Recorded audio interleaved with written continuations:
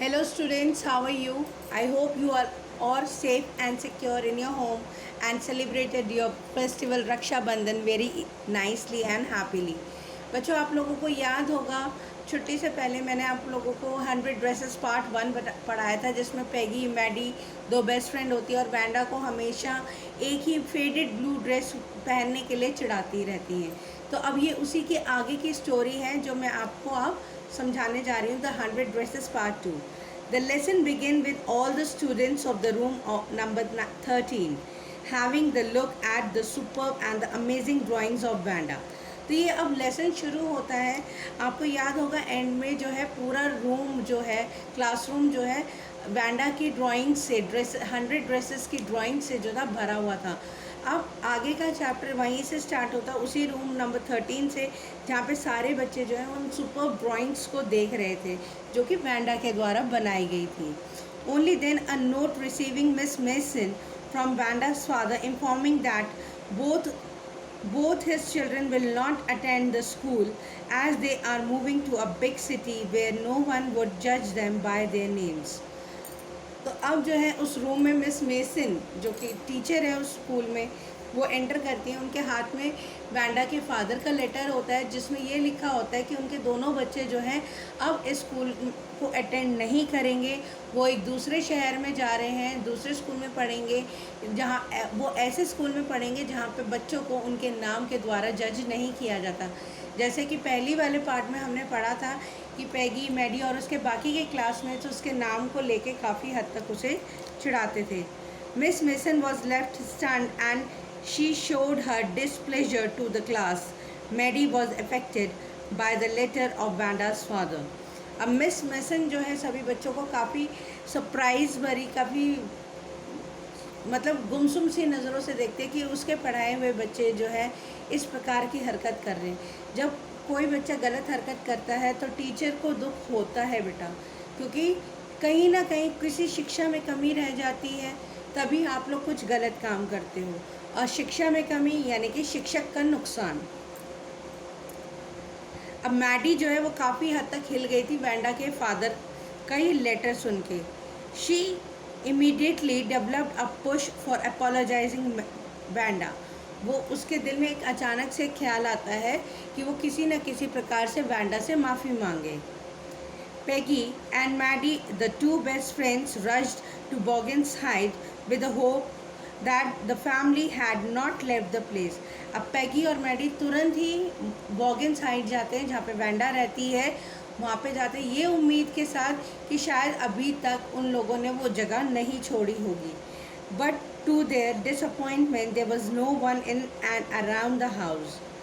लेकिन उनकी नाउम्मीदी तब आती है जब उन्हें घर में और घर के आसपास कोई नहीं दिखता, सब लोग वहाँ से जा चुके होते हैं। Maddy has lost her sleep thinking that she had been a coward as she couldn't stand up to oppose the wrong. अब मैडी जो है रात भर सो नहीं पाती है, उसकी जो नींद है वो उड़ जाती है ये सोच सोच के कि उसने गलत का साथ दिया, क्यों नहीं उसने उसका विरोध किया। यही चीज़ सोच सोच के वो रात भर सो नहीं पाती है। She decided that she will never let anyone taunt someone like that again। अब उसने वो फैसला किया कि अब वो किसी को भी इस प्रकार के ताने जो है किसी और को नहीं मारने देगी। That weekend Peggy and Maddie decide to write a letter to Wanda that was initially meant to say sorry, but then they ended up writing just a friendly note। फिर इसी विचार को दिमाग में रखते हुए उन लोगों ने पैगी और मैडी ने सोचा कि वो जो है अब वैंडा को जो है एक लेटर लिखेंगी जिसमें वो सॉरी बोलेंगी, लेकिन उनमें इतना करेज ही नहीं था कि वो सॉरी बोल सके, इसलिए उन लोगों ने जस्ट एक फ्रेंडली नोट लिखा और कुछ भी नहीं लिख पाए। Asking her how was the new place, बस यही पूछा कि वो नई जगह कैसी थी। Weeks pass by and there was no reply until one day near Christmas Miss Mason conveyed that she had got a letter from Wanda। अब जो है काफ़ी हफ्ते बीत गए थे लेकिन कोई रिप्लाई नहीं आया था, और काफ़ी टाइम बाद क्रिसमस के आसपास उन्हें एक लेटर मिला था जो कि वैंडा के द्वारा लिखा गया था। in which she had written and conveyed the message that she is missing the whole class। She also conveyed her plan to give one dress to Peggy and Maddie because she has a whole new 100 dresses piled up in her new house. अब जो है उस letter में क्या लिखा था, उस letter में वैंडा ने ये लिखा था कि वो पूरी क्लास को मिस कर रही है।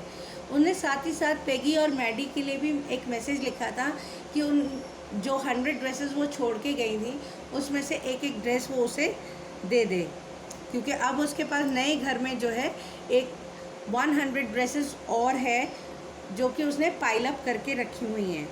Both of them were happy to accept it and later realized that she had drawn their faces along with the dresses. अब जो है पेगी और मैडी जो है इस बात से खुश थे। उन्होंने खुशी खुशी जो वो एक ड्रेस उनसे दी थी, वैंडा ने दी थी, मतलब ड्राइंग जो दी थी वो उन्हें एक्सेप्ट कर ली थी। बाद में उन्होंने रियलाइज़ किया कि उन ड्रेसेस के साथ साथ उसने वैंडा ने उनके चेहरे, पेगी और मैडी के चेहरे भी बनाए हैं। Thus both of them understood that Vanda liked them very much. तो इस प्रकार उन्हें पता चल गया कि वैंडा उन्हें जो है बहुत ज़्यादा लाइक करती है।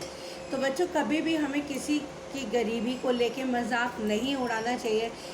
इस लेसन का यही मेन थीम था और मैं होप करती हूँ कि आप लोग भी ऐसा नहीं करेंगे जैसे पेगी और मैडी ने किया था।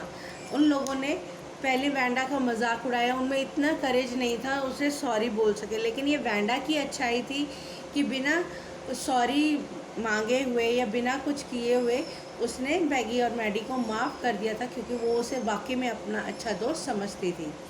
So this is all for today. Do the summary and textbook question answers in your notebook and neatly and cleanly. Till then, wait for my next video and revise well.